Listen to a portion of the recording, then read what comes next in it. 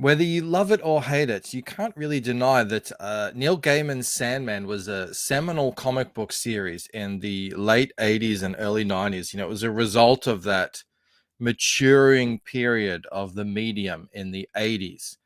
The Netflix adaptation, which has just been released, is gay. I mean, it is really, really gay. Now, okay, of course, Sandman famously included gay and trans characters in the comic. But look, I don't know. I haven't read it in a while, so my memory of it may be a little bit skewed. But I don't recall like every second or third character being gay. What's going on? What is going on? I'll tell you what's going on. The woke, they're trying to move past their own label. I've noticed they're trying to make it so to say woke is passe. Oh, that's embarrassing, you use the word woke, even though that was a label they gave to themselves. And they're trying to evolve it, the whole concept of it, to be normal. Here's something that Von Klaus has noticed. He says, this is the new straw man. Woke equals progressive political casting story. Woke does not equal women doing things. What is he talking about here? Here's someone who says it's exhausting. Can you imagine if a movies like Aliens came out today? You'd never hear the end of how woke it is. This is the conceit. This is the misunderstanding. No. Ripley, the way it was presented, the way it was made, the way it was, a futuristic science fiction setting. There was a cast of women, a male, a female, and even a android on that spaceship. That was how the world was presented in the future. It was completely normal. People could relate to it, and the character was a real character. She was a real person. She didn't feel like, and she wasn't a political insert at the time. We don't have to go into that. We know all that. No, they want to make it seem like you guys who are against woke are abnormal because woke is normal. Let me tell you, woke is not normal. It's not even mainstream. It's not even close to mainstream, despite the enormous swathes of mainstream entertainment that has been captured by woke social justice adherents. What is social justice? I say this all the time. I'm going to keep saying it until people get it. Social justice is communism rebranded for Americans. Communism took off in Europe, in Asia. It never took off in America. Why? Because Americans consider themselves as temporarily poor. There's lots of social upward mobility in the American psyche. So the communists, they struggled with getting Americans to accept the class system, the bourgeois and the proletariat, and so they switched it. They said it's not race, it's not class, it's race. That's your problem. So and they rebranded it social justice instead of communism. Communism had a bad left a bad taste in the old mouth. So now it's about race struggle, and you've got the oppressed and the oppressors. Modern day progressivism, the progressive worldview, is a direct result of decades of that propaganda filtering through academia and all that sort of stuff. And bringing it back to the Sandman, how does this result in so many gay people in Sandman?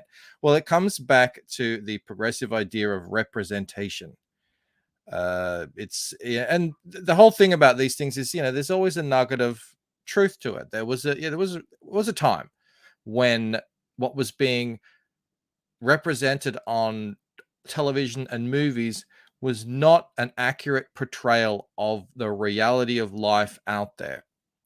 And before you get hung up on that, that is actually a very important element of storytelling, where people have to accept the world that they're being shown. If they're going to accept a level of suspension of disbelief. But the problem with representation, as the progressives put it forward, is it messes with the storytelling. That's the whole thing. Proponents will say, all we want All we want is proportional representation. We've never seen this type of person or that type of person portrayed on the screen. Now, they say they want proportional representation, but as we've seen time and time again, what they're actually going for is equal or exaggerated representation. Remember Oscars So White? Do you remember what happened there? A lot of people don't know this. The whole Oscars So White thing happened in a year when the Black American representation in the Oscars was actually above the level of Black Americans in the population that year. But of course, hashtag Oscars So White. I want to show you this tweet actually. This is again from Von Klaus, finger on the button. Whatever the Sandman is, it isn't for fans. Lucian, gender race swap. Death, race swap. Kane, race swap. Abel, race swap. Rose Walker, race swap. Lucifer, gender swap. John Constantine, swap with the daughter. And Unity Kincaid, race swapped. A story is a narrative. It's not real life. We get that. But it comes with narrative elements, act structure, foreshadowing, protagonists and antagonists, rising tension, all that sort of stuff. If you know anything about storytelling, you will learn about and apply to your stories. So as I said earlier, for suspension of disbelief to take place, baseline norms need to be adhered to. Otherwise, the viewer, the audience, the reader will start to think something is awry.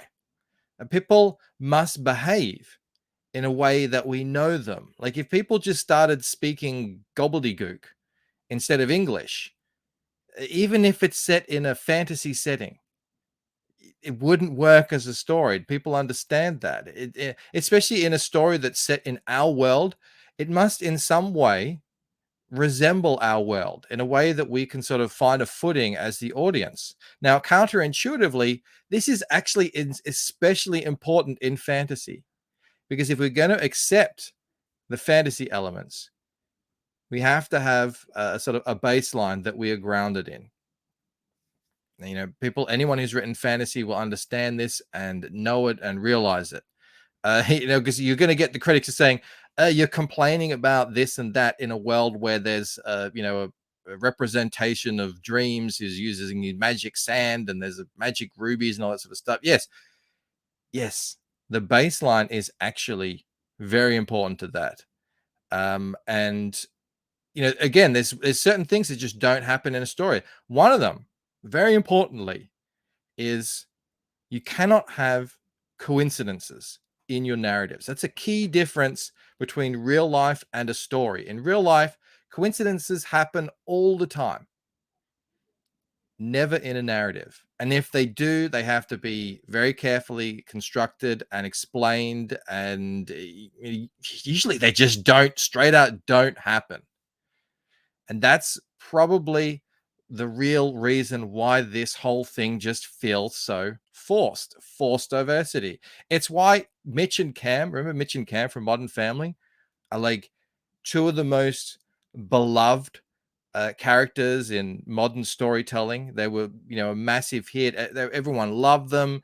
It wasn't forced because it's real. You know, there are gay men out there in the world, and here they are now represented on a TV show. Incidentally, it's hilarious. In today's 2022 progressivism, they would be cancelled outright. First of all, they're white. That's not good enough. They're men. That's not good enough. They adopt children from third world countries. I mean, forget about it. They would be cancelled in a heartbeat. But yeah, they're beloved.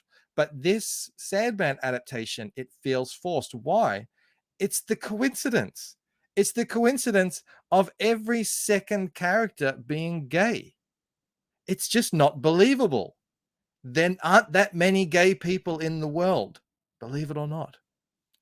And when you run into another one, every episode, there's another 2 or 3 or 4 or 5. It really rips you out of the fantasy. It makes it harder to believe anything else that's happening because the baseline is so forced and skewed. Instead of pulling you into the story, you're watching this thing in a constant state of being reminded that it's a TV show, and one that has a clear agenda that sits above telling the story. And it's that that we talk against, that we don't like. That's what we call woke content. It's not Ripley. It's not Sarah Connor. It's this sort of stuff. And it's this that we don't like. But there is things that we do like. If you're looking for a new dream book, a new dream story, look no further than The Lucent Waking Dream. How's that for a segue? Hey, I got to do it. It's The Lucent. This is my book. When dreams and reality collide, a young woman is thrust into the middle of an ancient conflict. That's all you're going to get. The mystery is off the chain in this book. Just ask anyone who's read it. We still have about 20 books of the first printing still available. You can buy them here through cgnow.net. And also, while you're at it, after you do that, make sure you do sign up to the Painted Death. That's the sequel to the first one, Waking Dream. That is currently being made by yours truly. But you can sign up. And if you do sign up, you'll go into the running to win one of 5 exclusive Ella floating in this library covers, among a host of other cool and awesome things. Guys, that's it for the video. I hope you enjoyed this one. A little bit different today. I was a big Sandman fan. It really was a turning point for me in terms of, going from reading exclusively superhero comics to something a bit more mature. This is look, it's an interesting show. Just take a grain of salt instead of a bag of sand when you head in to watch it. Guys, that's it for me. If you enjoyed the video, please do give it a like, subscribe, leave a comment. What else? Consider signing up to becoming a member. That would be very much appreciated. You are helping to make brand new comics right now. All right, that's it. I will see you later. All right, guys. Bye.